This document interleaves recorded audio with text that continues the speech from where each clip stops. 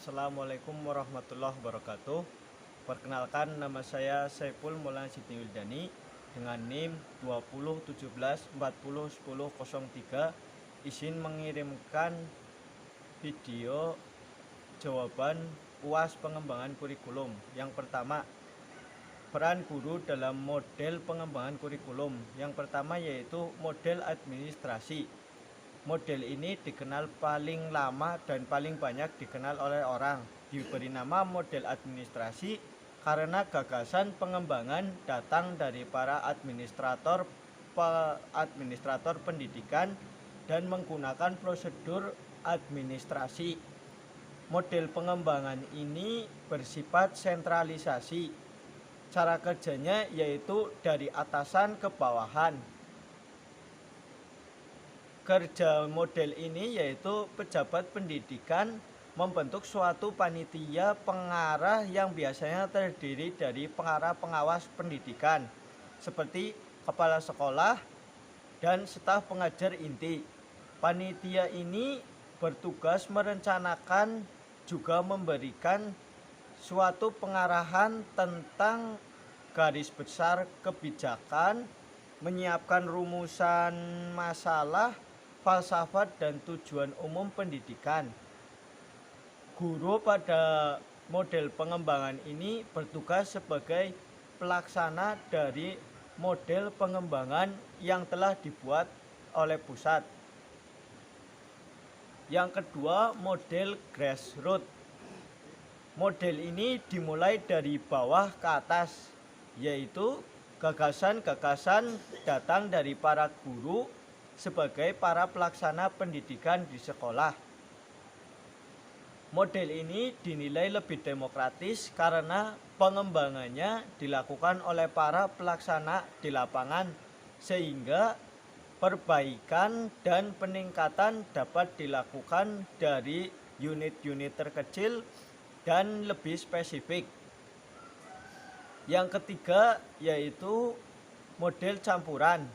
Model campuran atau elektrik yaitu gabungan dari beberapa model pengembangan kurikulum, dan guru pada model pengembangan ini bisa bertindak sebagai penggagas kurikulum, penggagas pengembangan kurikulum, juga bisa sebagai pelaksana dari pengembangan kurikulum yang telah dibuat. Untuk yang kedua yaitu tentang Merdeka Belajar. Merdeka Belajar memiliki pengertian yaitu sebagai suatu program pembelajaran yang memfasilitasi mahasiswa atau peserta didik untuk memperkuat kompetensinya dengan memberikan kesempatan untuk menempuh pembelajaran di luar program studi yang ia lakukan pada perguruan tinggi yang sama, atau menempuh program studi yang sama pada perguruan tinggi yang berbeda, atau bisa juga menempuh program studi yang berbeda pada perguruan tinggi yang berbeda pula. Merdeka Belajar merupakan suatu gagasan yang harus diterapkan untuk kemajuan pendidikan di Indonesia. Hal ini dapat terlaksana apabila ada kerjasama atau toleransi yang baik antara pihak-pihak yang berhubungan dengan pendidikan, dari pihak sekolah, pihak orang tua, juga pihak masyarakat secara umum.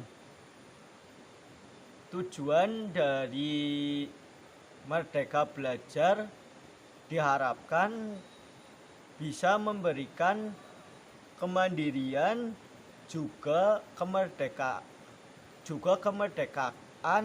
di lingkungan pembelajaran, agar tujuannya lingkungan pendidikan dapat menentukan sendiri cara terbaik dalam proses pengembangan pembelajaran yang dilakukannya.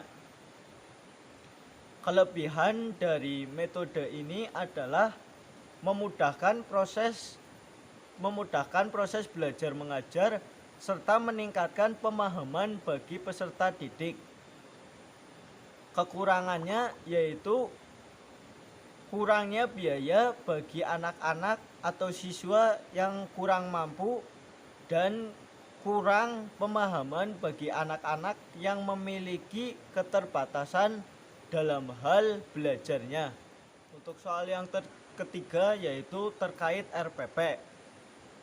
Tujuan dari seorang guru memerlukan RPP adalah agar proses pembelajaran yang dilakukan menjadi sistematis, memudahkan analisis keberhasilan dari pembelajaran siswa, memudahkan dalam penyampaian materi, menghemat waktu dan tenaga pendidik, juga kompetensi dari pembelajaran yang disusun dapat tercapai dengan baik. Kompetensi yang harus ada di dalam RPP yaitu 1. Identitas pembelajaran, 2.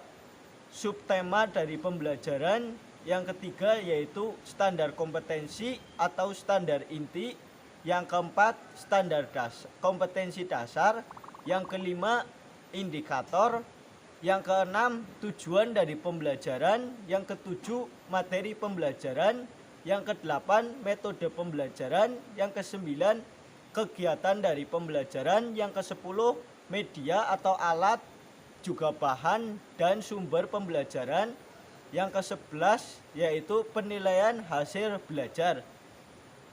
Dasar teoritis RPP yaitu menurut Nanang Hanafiah dan Cucu Suhana, rencana pelaksanaan pembelajaran adalah rencana yang menggambarkan prosedur dan pengorganisasian pembelajaran untuk mencapai suatu kompetensi dasar yang diterapkan dalam standar isi dan dijabarkan dalam silabus. Yang kedua, menurut Permendikbud nomor 22 tahun 2016, rencana pelaksanaan pembelajaran adalah rencana kegiatan pembelajaran tatap muka dalam satu pertemuan atau lebih. RPP dikembangkan dari silabus untuk mengarahkan kegiatan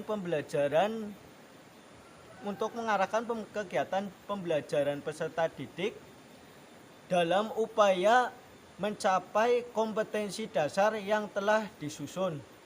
Sekian dari saya, kurang lebihnya mohon maaf. Wabillahi taufiq walhidayah. Wassalamualaikum warahmatullahi wabarakatuh.